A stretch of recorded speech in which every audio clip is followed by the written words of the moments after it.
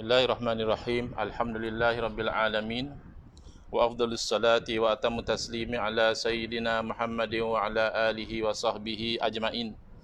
Rabbi shrah li sadri wa yassir li amri wahlul 'uqdatam min lisani yafqahu qawli. Subhanaka la ilma lana illa ma 'allamtana innaka antal alimul hakim. Allahumma akhrijna min zulumatil wahmi wa akrimna binuril fahmi waftah alaina bima'rifatil ilmi wa sahhil akhlaqana bil hilm waj'alna mimman yastami'una al-qawla fayattabi'una ahsana. Allahumma ati nufusana taqwaha wa zakkiha anta khairu man zakkaha anta waliyuha wa maulaha. Allahumma arinal haqqa haqqan warzuqna ittiba'ah wa arinal batila batilan warzuqna ijtinabah. Allahumma anfa'na bima 'allamtana wa 'allimna ma yanfa'una wa zidna ilma wa huda amma ba'd. Alhamdulillah, hari ini insya-Allah kita menyambung pengajian kuliah tengah hari kita menggunakan kitab Fiqhul Aqidah, kefahaman tentang akidah yang disusun oleh guru dan ayahanda saya Al-Fadhil Ustaz Haji Engku Ali bin Engku Endut hafizahullah taala wa nafa'ana bihi wa bi ulumihi fid daraini amin. Kita sampai ke muka surat 333 yang mana pengarang membincangkan kesan akidah kepada ibadah zakat lalu dikaitkan dengan rahsia bagaimana harta itu sepatutnya digunakan oleh seseorang supaya dia mendapat kebaikan keberkatan di dalam kehidupan dia.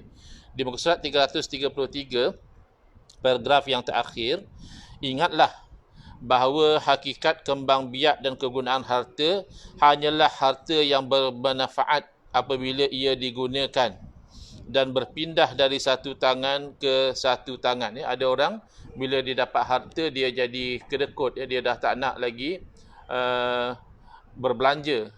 Dia rasa sayang, dia kumpulkan harta dia banyak-banyak, dia rasa sayang untuk berbelanja, apatah lagi untuk bersedekah ataupun untuk membuat amal kebajikan. Jadi sebenarnya dia tidak faham rahsia keberkatan harta itu adalah apabila harta itu berpindah tangan dari seorang kepada seorang yang lain. Adapun harta yang tersimpan itu tidak akan memberi apa-apa manfaat dan tidak akan membantu pengembangan kesuburan harta tersebut. Ia tidak akan memberi manfaat kepada orang yang punya harta maupun kepada orang lain. Sebagai contoh, Ahmad memiliki RM100 wang Malaysia.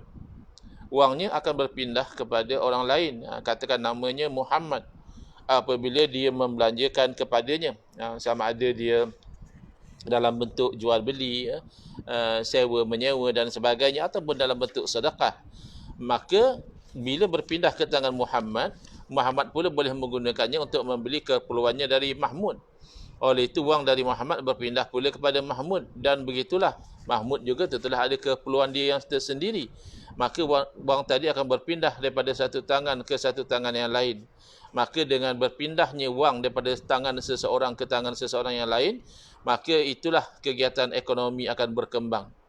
Sebaliknya jika wang tadi disimpan saja oleh Ahmad, simpan bawah bantal ke, simpan di bank ke, dia percaya ia tidak dapat dimanfaatkan olehnya. Tapi kalau di bank, secara praktisnya bank akan manfaatkanlah apa duit yang depositkan di bank. Tapi katakanlah dia simpan saja dalam tabung ataupun dia simpan saja bawah tikar misalnya, maka Ahmad tidak dapat manfaat daripada duit yang dia sekadar simpan itu. Lainlah kalau dia buat modal perniagaan atau dia beli sesuatu untuk kegunaan dia. Apatah lagi kalau dia beli sesuatu yang ada kena mengena dengan profession dia, yang membantu profession dia. Katakan dia itu seorang businessman, apa yang dia perlukan, mungkin dia beli komputer. Kalau dia itu seorang cameraman, dia akan beli kamera, dia akan beli tripod dan sebagainya. Tapi kalau dia simpan saja, itu tidak akan memberi apa-apa manfaat. Dan tidak pula dapat dimanfaatkan oleh Muhammad, Mahmud dan seterusnya dalam contoh yang diberikan tadi. Lantaran itulah Islam mewajibkan zakat kepada harta-harta tertentu supaya duit ataupun harta itu berubah tangan kepada orang lain, katakan kepada fakir miskin. Jadi fakir miskin itu dapat pula menggunakan untuk keperluan mereka.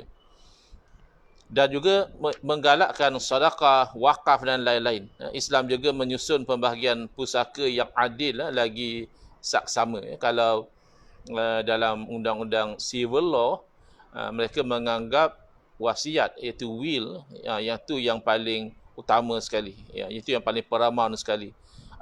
Wasiat yang dibuat oleh si mati.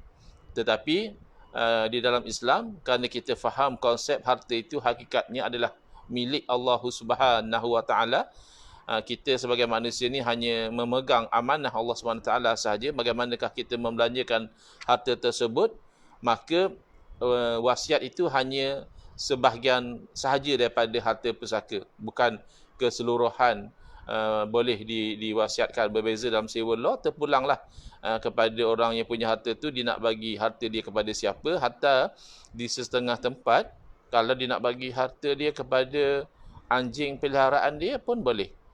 Dia lantiklah orang untuk menguruskan, tapi for the benefit of dia punya pet, of dia punya dog, dan meninggalkan ahli keluarga dia dalam keadaan miskin. Sebab konsep mereka, harta itu milik dia, maka terpulang kepada dia lah. Nak guna macam mana pun. Dalam Islam tidak demikian. Memang Islam mengiktiraf zahir pemilikan seseorang terhadap harta. Dia ada kebebasan untuk menggunakan harta dia pada jalan-jalan yang tertentu, tetapi tidak mutlak. Masih lagi dia itu terikat dengan peraturan yang telah ditetapkan oleh Allah Subhanahu Taala.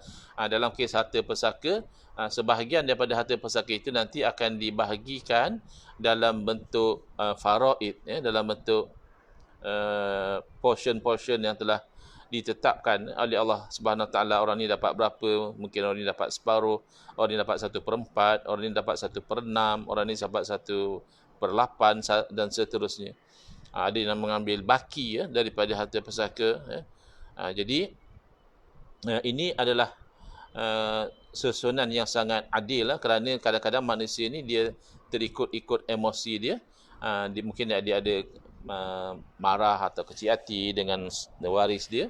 Dia kata, tak apa, aku tak nak tinggalkan langsung harta kepada engkau. Dia sanggup bagi harta dia kepada orang lain.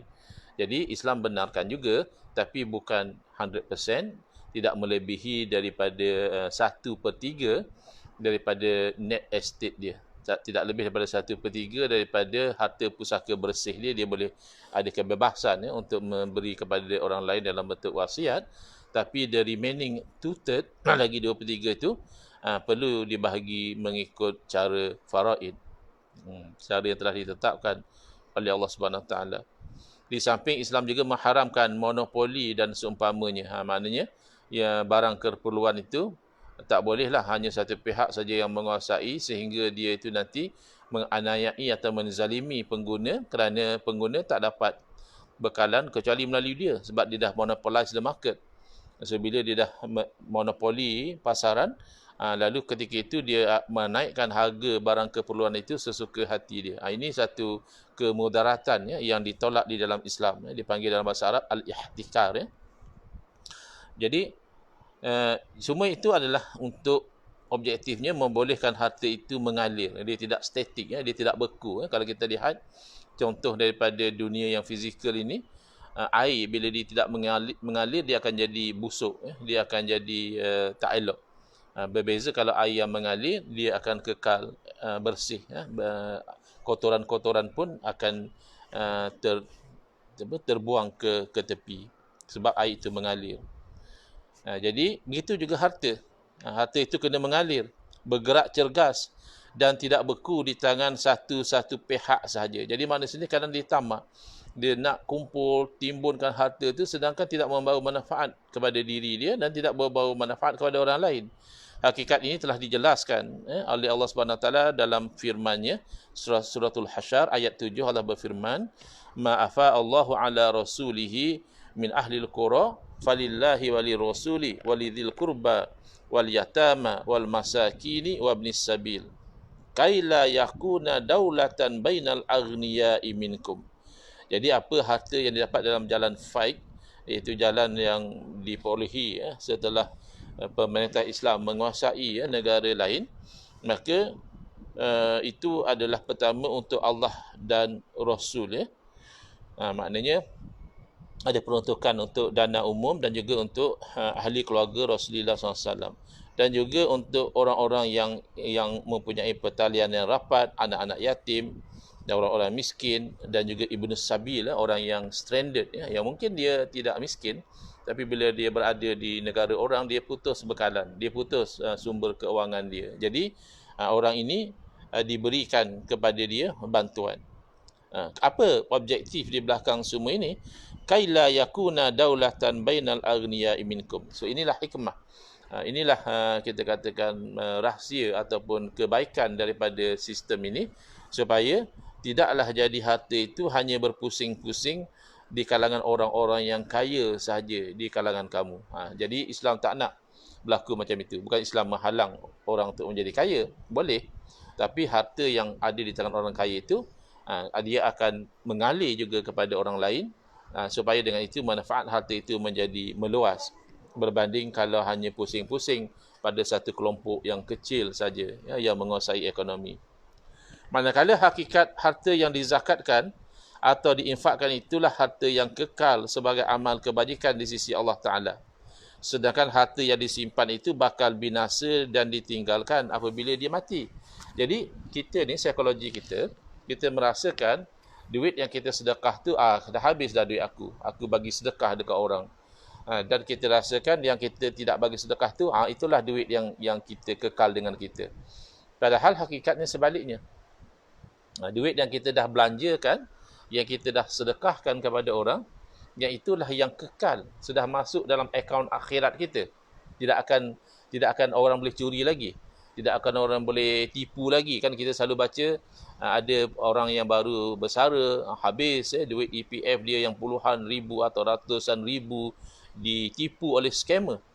Tapi once kita dah sedekahkan, kita dah infakkan fi sabilillah harta kita, iaitu tidak ada scammer yang boleh ambil, kecuali kalau kita itu tertipu daya oleh hawa nafsu dan juga oleh bisikan syaitan, sehingga kita mengungkit sedekah yang kita telah berikan. Itu maknanya kita scam diri kita sendirilah. Pahala itu akan terbaktal dengan sebab kita mengungkit-ungkit tadi. Tapi kalau kita kekal tidak mengungkit apa yang kita telah sedekahkan itu, maka itu telah jadi simpanan yang akan kita kutip hasilnya dari akhirat. Sementara yang kita tak sedekahkan, yang kita perasan kononnya itulah harta yang ada di tangan kita, jadi itu bila-bila masa sahaja boleh berpisah dengan kita, sama ada kerana jatuh penyakit, terpaksa bagi pada hospital untuk kos rawatan, sama ada kerana rumah kita perlu dibaiki, terpaksa bagi pada tukang, sama ada kereta kita ada masalah, terpaksa pula harta itu dibagi kepada pomen, mekanik dan sebagainya. Ataupun yang paling pasti, harta yang banyak yang bertimbun-timbun yang kita rasakan, inilah harta aku, itu nanti kita akan tinggalkan untuk menjadi kegunaan bagi waris-waris kita dengan kita itu meninggal dunia. Dan meninggal dunia itu adalah satu perkara yang pasti, yang cuma kita tak pasti bilakah di sisi Allah pasti. Cuma kita ni manusia, kita tak pasti dia bila, di mana, bagaimana sebab acaranya kita meninggal dunia itu kita tak pasti. Yang pasti kita akan meninggalkan dunia. Yang pasti harta yang bertimbun-timbun yang kononnya kita simpan untuk diri kita itu akan berpisah dengan kita dan menjadi milik orang lain. Jadi syukur-syukurlah kalau harta itu kita himpun dengan cara yang halal. Lebih parah lagi, harta yang banyak itu kalau dihimpun dengan cara yang haram, kita nak kena menjawab di hadapan Allah Subhanahu Wa Taala. Sedangkan waris kita tak masalah. Dia menerima harta itu daripada sudut yang dibenarkan syarak, iaitu daripada pewarisan.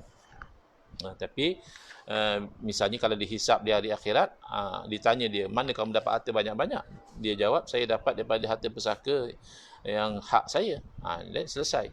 Tapi orang yang tadi mengumpulkan harta dari sumber yang haram, yang itu jenuh, dia nak kena jawab di hari akhirat, dan itu boleh menjerumuskan dia ke dalam neraka Jahannam. kullu lahmin nabata min suhtin fannaru aula bihi atau kama qala sallallahu. Setiap tebisan daging yang tumbuh daripada sumber yang haram, maka itu api neraka yang lebih layak untuk membakar tebisan daging yang tumbuh daripada sumber yang haram tadi.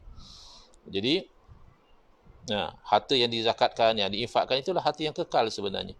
Sedangkan harta yang disimpan itu bakal binasa ataupun yang ultimate-nya akan ditinggalkan apabila kita meninggal dunia. Bukankah kita pernah mendengar kata-kata nasihat yang menyatakan bahawa apabila seseorang itu meninggal dunia, 3 perkara akan menghantar dia ke kubur dan 2 akan pulang balik, tak tunggu dia kat kubur.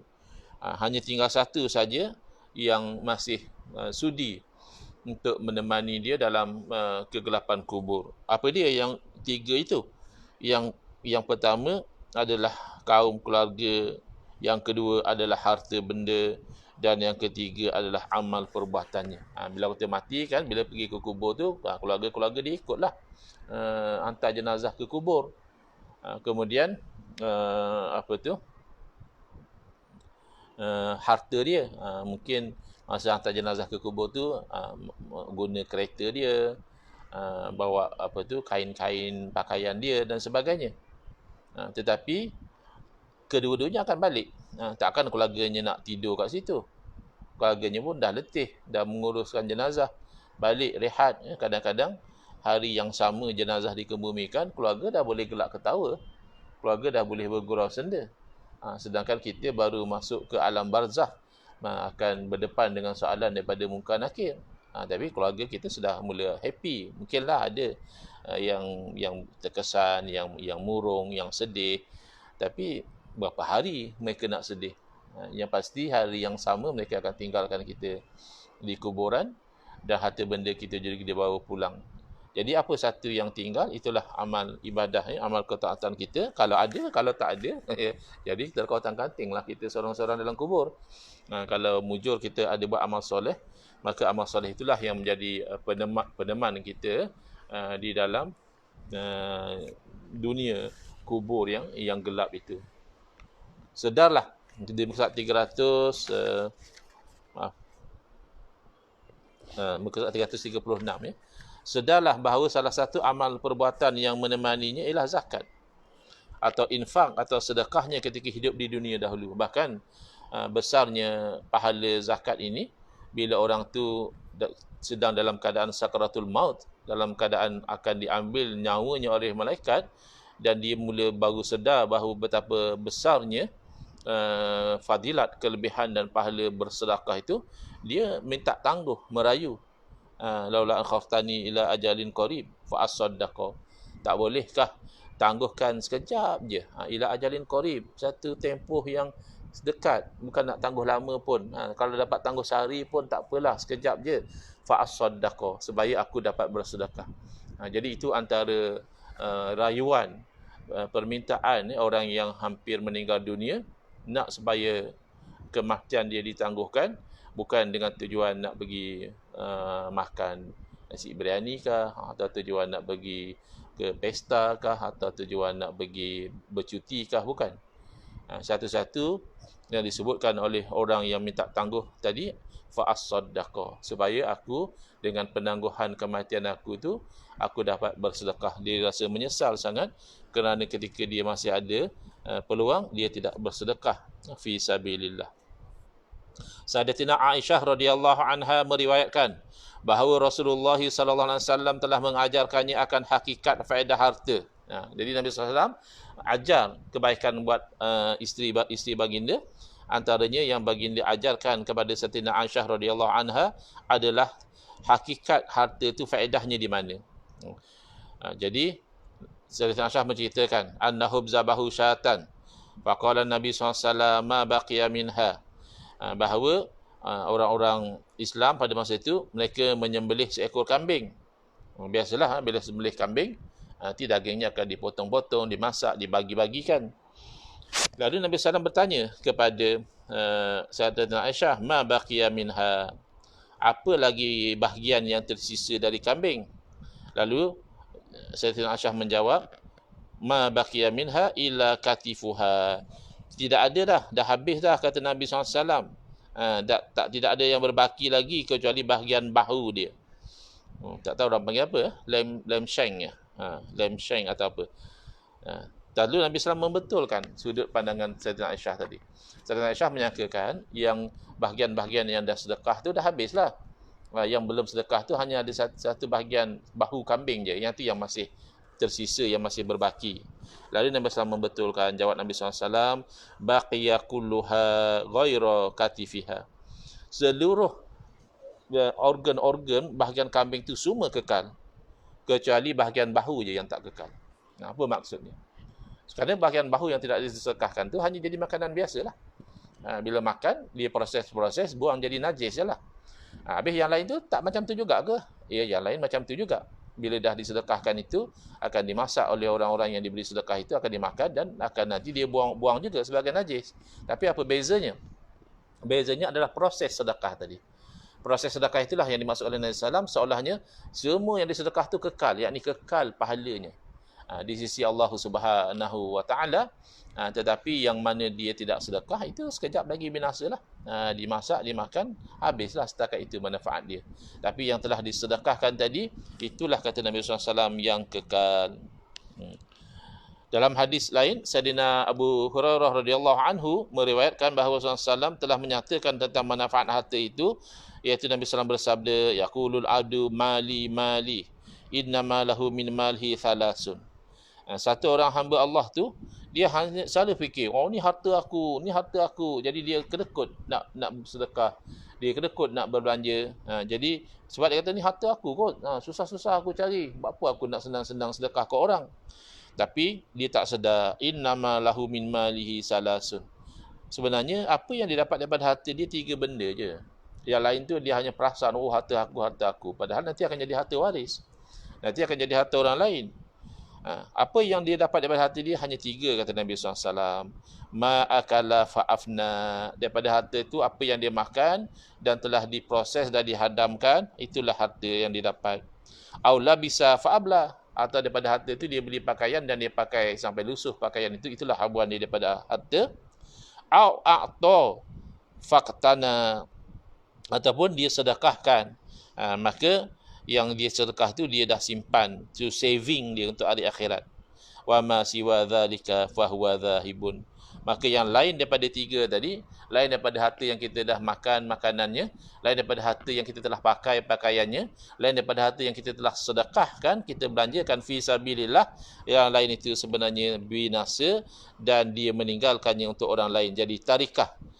Itu menjadi harta pesaka buat orang lain. Jadi ini adalah hakikat harta yang telah diterangkan oleh Rasulullah SAW.